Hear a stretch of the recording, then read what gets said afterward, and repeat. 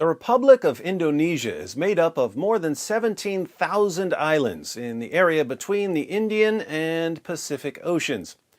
The nation has a large Muslim majority, so it's constantly confronted with a difficult question. Do I want to be an island paradise or a Sharia-compliant hellhole?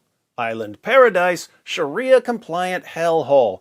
Island paradise, Sharia-compliant hellhole. And it looks like they are going with Sharia-compliant hellhole. Every morning, Indonesia wakes up and says, "How can I be more like Pakistan today?" Indonesia isn't Pakistan yet. If you're even accused of blasphemy in Pakistan, you'll be brutally murdered by a mob of morons. In Indonesia, blasphemy will get you prison time. International Christian Concern reports. International Christian Concern, ICC, has learned that on April 6th, an Indonesian Christian YouTuber was sentenced to 10 years in prison for a viral YouTube video that allegedly offended Muslims across Indonesia. Muhammad Kace, 56, is a former Muslim cleric who converted to Christianity in 2014. After his conversion, he began uploading videos to YouTube criticizing his former faith. He was arrested in Bali last August following a sermon video in which he allegedly insulted the Prophet Muhammad. So this guy was a Muslim cleric, but he left Islam. Smart move. And he converted to Christianity. Even smarter move. And he started making YouTube videos criticizing Islam. This guy's a genius. I made a short video about him last year when he was arrested, but now he's been sentenced to 10 years in prison. On April 6th, the judges of Ciamis District Court in West Java Province agreed with prosecutors to slap him with a 10-year sentence for his offenses. Thousands of Muslims surrounded the court in support of the harsher prosecution of Kace. During his detention, Kace was treated in an inhumane way. He was allegedly beaten and tortured by a police official named Napoleon Bonaparte, who was detained in the same prison due to a corruption case.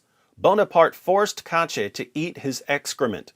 The police named 5 suspects in the alleged beating and torture of him after his maltreatment was revealed to the public. So the Indonesian government doesn't need to torture you for blasphemy. They can just lock you up with people who will torture you for blasphemy. Pretty slick way to get around people's human rights, Indonesia. According to UCA News, Martin Lucas Simanjuntak, Kace's lawyer, said the sentence was harsh and that his client would appeal the sentence. In other such cases, sentences have been lighter, he said. We will appeal the verdict, or at the very least, the sentence imposed on him. While it is not unusual for Christians to fall victim to Indonesia's draconian blasphemy laws, a Christian-turned-Muslim cleric who was arrested last August for insulting Christianity, Muhammad Yahya Waloni, was sentenced to merely 5 months in prison in comparison. The inconsistent standard embedded in Indonesia's legal system is self-evident. So, Indonesia pretends to be fair by punishing blasphemy against any religion, but it only hands out the harsh penalties for blasphemy against Islam. Not surprising at all. When have governments in Muslim-majority nations ever been fair? Andreas Harsono, a senior researcher for Human Rights Watch Indonesia, told ICC the Indonesian government should promptly repeal the blasphemy law. Both Christian preacher Muhammad Kace and Muslim cleric Yahya Waloni need not to stay a single night in prison because of the toxic law. The right to speak one's mind is essential and must be protected. This sort of treatment and punishment under Indonesian law is a shameful reality, said Timothy Carruthers, ICC's advocacy manager for Southeast Asia. As long as Indonesia continues to enforce religious harmony through regulation and prosecution, it will continue to achieve the opposite. Notice, Human Rights Watch Indonesia and International Christian Concern are consistent, unlike the Indonesian government. They say, drop the blasphemy laws for everyone, Muslims and Christians. Well, this one hits a little close to home. Muhammad Kace is going to spend 10 years in prison for doing what I do every day.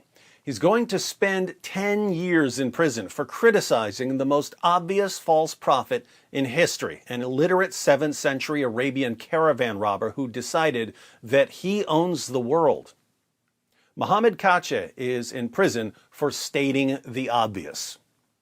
Of course, here in the West, there are plenty of corporations and platforms and politicians and journalists who are trying to catch up with Indonesia's blasphemy laws. In the West, they don't beat you to death for blasphemy like they do in Pakistan. They don't throw you in prison like they do in Indonesia. Here, if you criticize Muhammad, they'll call you names like racist and Islamophobe. They'll ban your content, they'll deplatform you, they'll fire you, and they'll occasionally kill you.